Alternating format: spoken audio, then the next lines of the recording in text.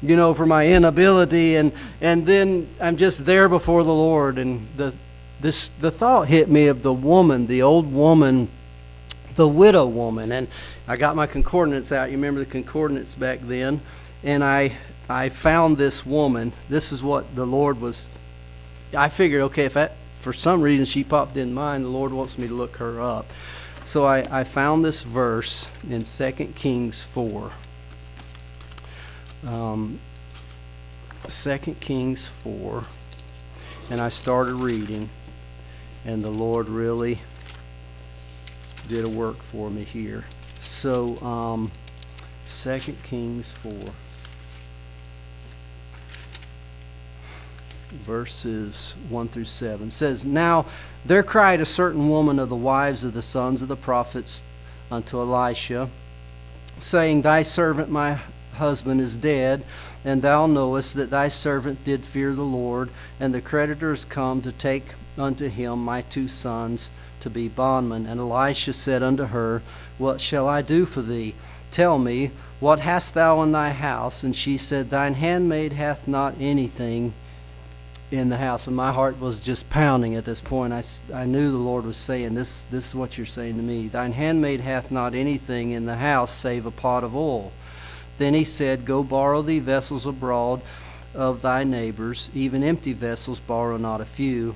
And when thou hast come in, thou shalt shut the door unto thee, and upon thy sons, and shalt pour into the vessels, and thou shalt set aside that which is full." So she went in and poured all these vessels full.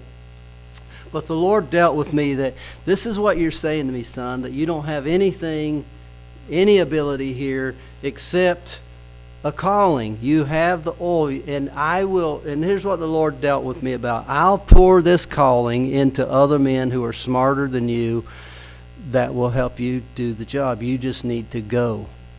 And boy, I just felt like I can go. I can do that. I can go. I can dig a ditch. I can work. I can, but you set some things before me, I'm scared. But if I just have to go to Mongolia, I can do that.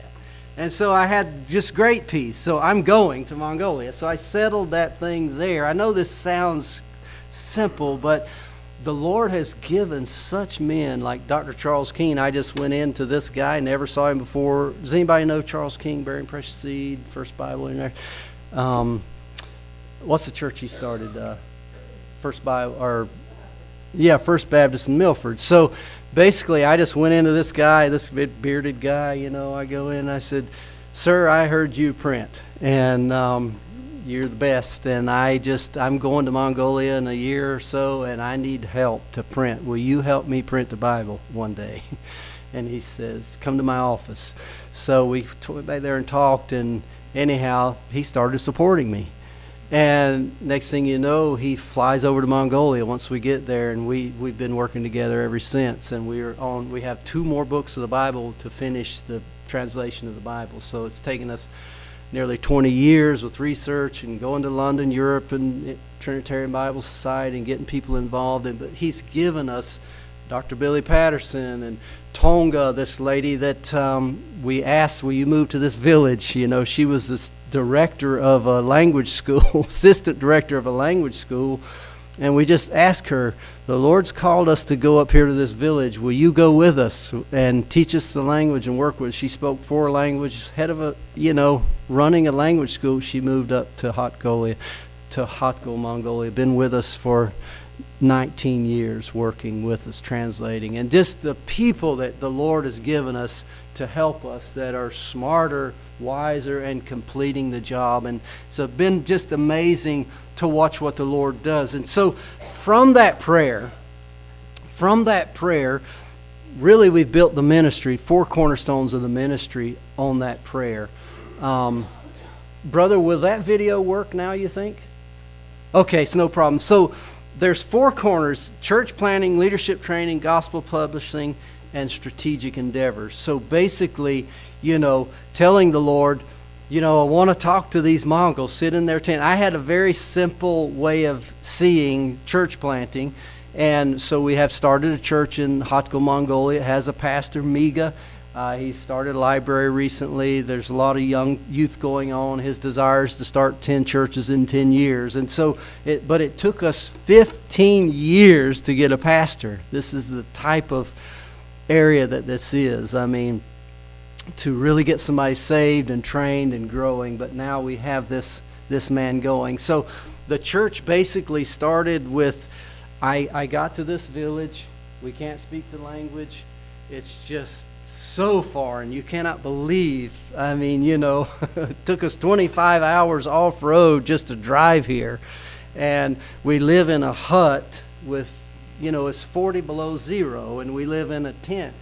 And it's so hard. Everything is, there's no water. You got to go break a hole in the lake to get your water out of the lake. And it's just, we don't have a car. Everybody's in horses. They got some old Russian Jeeps, and it's like, man, people are knocking on our door. You can't live here. You foreigners will freeze to death. You can't. Your children cannot live here. They're telling us to go. It's too cold. And so I get up, I'm walking around, I'm praying. I'm a person of prayer, and I'm walking around the mountain, around the village, and saying, Lord, what do I do? I just was awestruck with how to get going in this situation. We're living in the forest in a tent, and, and I felt it was definitely clear. The Lord said, well, not audibly, but what hit my heart and my thought was, well, dig a toilet, son. You don't have anywhere to go to the bathroom besides the woods. So we figured out a piece of land in the village. This is how simple I am. And we found out where we're going to live, and we had to go start digging an outhouse, and you're digging an outhouse in permafrost, and it's 10, 15, it's 12 feet deep, it's 7 foot long, 4 foot wide, and you're just digging and pulling up these little buckets of gravel and dirt for a couple of weeks, digging a toilet, and then you build a little house on it. So when I started doing that, my neighbor comes over and starts helping me. And then I just hired this guy eventually to help me do some work. And then he says to my translator, tell him that, because I'm feeding him every day, right? And we're praying for food. And so after a few weeks, he tells my translator, tell him that I pray for my food now. And I thought, wow. So that's how it started. He's praying for his food. And then the next thing you know, we have our neighbors are coming over. They're just like worried about us or not sure what are these crazy people up to. These white people. Nobody's been here. So anyhow, next thing you know, we're going to have a Bible study, and this is probably unheard of. So we have our first Bible study, and we had 8 couples come to our house, which is amazing to have couples. And so anyhow, the church started there and began. And so the Lord just, in a very simple way like that with me, like for instance, we get this place built. We build a little log cabin. We still live in this little hut for 8 years, 7 years. But I have to build a fence. I told myself, I don't need no fence. I don't like it. It looks like keep out. But then, everything's gone. Gas can's gone, the bikes are gone, everything's disappeared. So we built a little fence around the thing, and I'm not gonna. Their fences are all crooked and leaning and falling, and I thought, well, I'm not gonna build a crooked fence, or should I? What makes you fit in? And I'm wrestling with this thing. So I get my boards.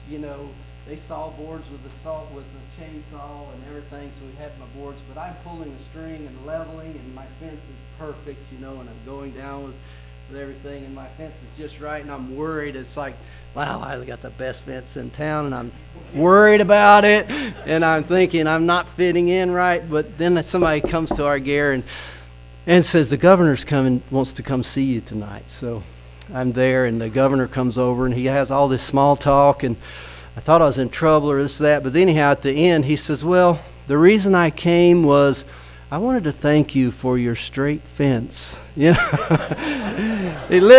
said, you are a good example for our community. So that was amazing. So the most simple things, the Lord built a church through all that, and we got respect for keeping our yard clean. And it's just so interesting how the Lord, He builds the church, right? And the most fulfilling thing is just giving them the word week after week and watching them do. There's so much we could say about that, but church planting is the main cornerstone of the ministry. Then leadership training. You know, when I was thinking Bible Institute and youth camp and all, actually this year we had 48 kids saved in youth camp, or last year, so that was exciting. So every year we have a lot of kids saved with youth camp. The Wilds Christian Camp came, trained us how to do camp. It's called Camps Abroad. They came and for 3 years in a row and trained us, got us going. And so we have a big youth camp, you know, a lot going on there. So basically, we train men every morning with reading the Word of God and discipleship, and we're having seminars now. It's called Pioneer Missions Training, and we do distribution trips where we just head out into the mountains and just hit villages and try to hit every house and everybody with the Word of God, with New Testaments and with other books that we printed. We're having seminars training how to use the materials we printed and doing discipleship. So basically, I did not want to buy a factory, but the first factory ever built in 1933 when this is the first communist satellite country, and Russia's 80 miles away, and we're in the middle of nowhere, but we're close to Russia. So they came down when they took over Mongolia, basically, and built this factory. And we ended up buying this factory for $50,000, and it's 150,000 square foot of building. We have just completed our dormitories. We can house 200 people. We finished our chapel, classroom, dining room, kitchen, dormitories, and mostly people from Kentucky Kentucky and Tennessee have paid for that. Hundreds of thousands of dollars actually to get all this going. And we can seat, house, deal with 200 people a week. So it's amazing. The leadership training is still growing. We're still foundational, believe it or not. We've been there 19 years, but it's still just getting going. The buildings. I'm not a builder, but I've been building for 15 years, remodeling. I bought a sawmill, and we've been cutting boards. I've cut thousands and thousands of boards. When we cut a tree, we'd have to go get somebody with yaks and rent a big tent and take a few sheep to kill to eat and to take them in, and we'd load these big logs, take 10 men, and we'd get them up on the truck by hand, in the middle of the woods. And this has been a long, drawn-out process, but now I have a track hoe and some equipment, and we're doing, things are happening. So leadership training, then gospel publishing. We've been translating the Bible, like I said, for 19 years, which means, just researching, begging people to help. I can't even speak English, much less translate. And so I'm going to all these guys, and trying to get help, missionaries. And boy, it's not easy to get people to help you to commit to a translation. So we flew to London and asked the Trinitarian Bible Society, would you help us? And they came on board. Now they're funding it, believe it or not. Dr. Charles Keene has raised a lot of money, so the Bible's really paid for. The funds are in, the computers, the office is rented, paid for. We have like 6 folks on staff and in the city, so it's amazing. But this Bible translation is tremendous spiritual warfare, and it's a lot of work to translate. So basically that's underway. We have printed 500,000 copies of Mark, and we have another ministry coming in that is helping get that, trying to get it to every home in Mongolia, which would be a miracle.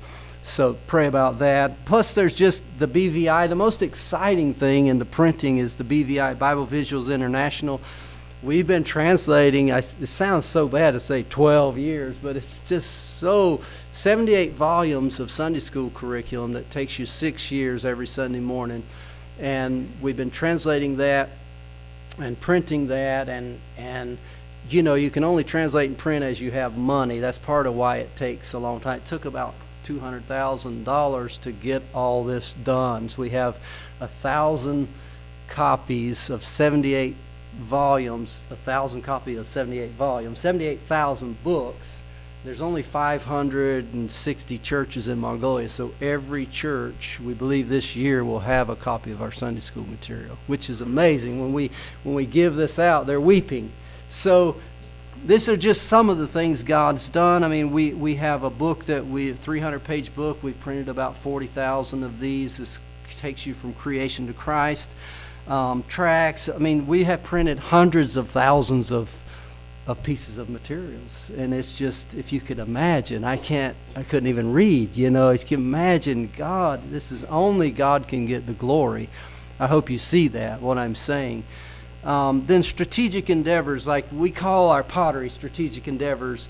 It's tent making ministries. So a lot of missionaries need a way to be in the country. So we're potters. As soon as we moved there, we rented a room, went to the schools, found some of the best artists, put some paintings on the walls, and opened a little art gallery. Got another missionary to run it when we moved up to our village. So we got our visas through that company.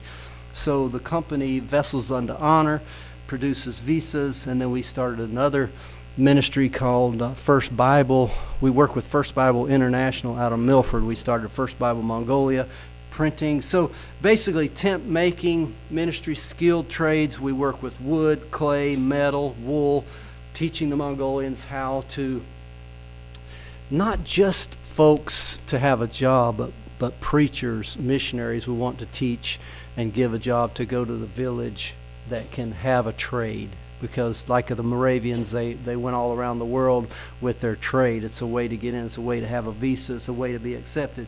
So the Lord fulfilled that pottery prayer that night, even with this company. And so they all overlap. I want you to see the church planting. A lot of times we just think church planting, missionary goes, knocks on doors, tells people about Jesus. But you just could not ever do that here in this village.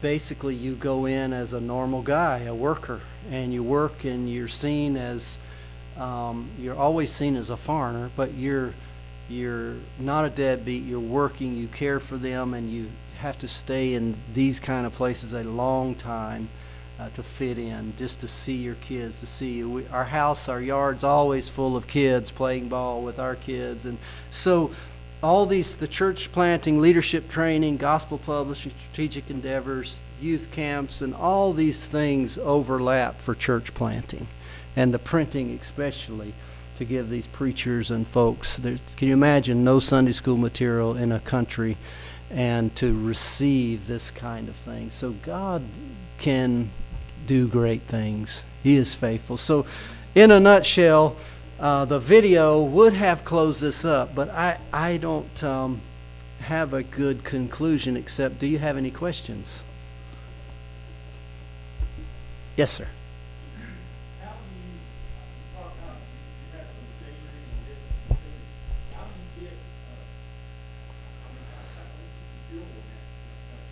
We have plenty of gas stations. I mean, when we first moved to this village, there was one hand crank. Now there's 4 in our village. Our whole country's developed really fast. You know, Mongolia, there's a lot of gold mining, a lot going on, and there's fuel.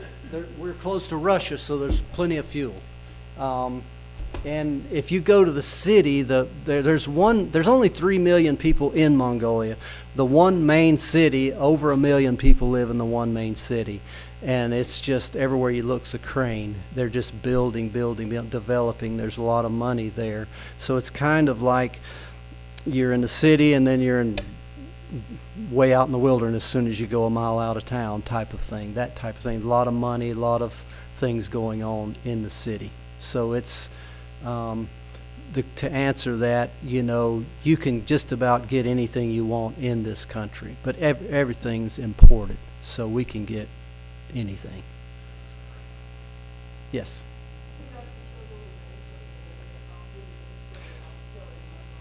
Actually, they're all spread out around America now, and they help with the ministry. And the youngest son, who's 25, 26, he's coming full time. He's raising support now. He comes every summer for 5 months to help us with youth camp and this type of thing. And he just married a girl. He finished Bob Jones and then got married, and they've had their first baby, and they're raising their support.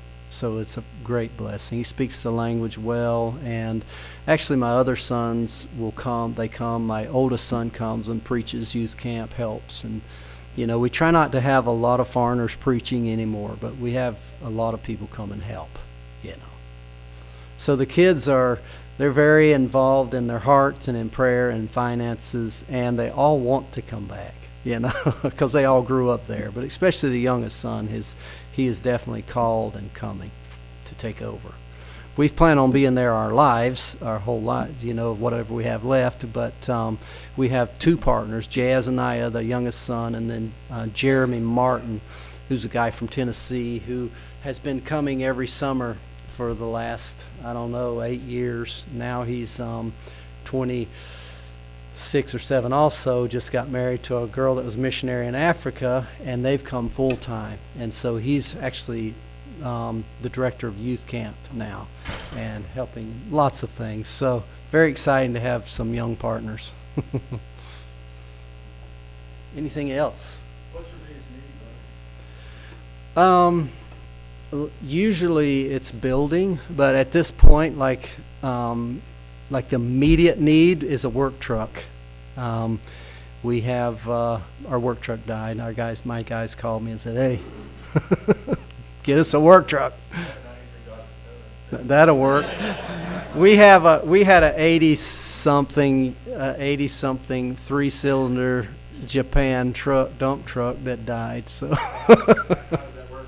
How hard is that to be purchased? it's about, I can get anywhere from $10,000 to $20,000. At $10,000, everything's used and going to be in the 90s at that price, but it'll be fine.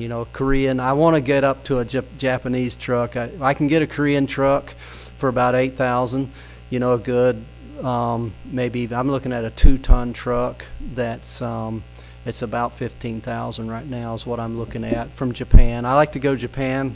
We can't go Germany. We don't want to go Russian, Korean. There's different levels of imports. No, yeah, there's some Chevys, big high dollar money, big money. We can go Toyota, but basically just some kind of high jet kind of Japanese thing is dependable. Heavy duty, front axle, that kind of straight axle. Oh, we can go to the city and get anything. This is the city, just a 16-hour drive to the city, and we can find something. Yeah, exactly. I hear you. Yeah, we want it to last, exactly. We want it to at least last a few winters.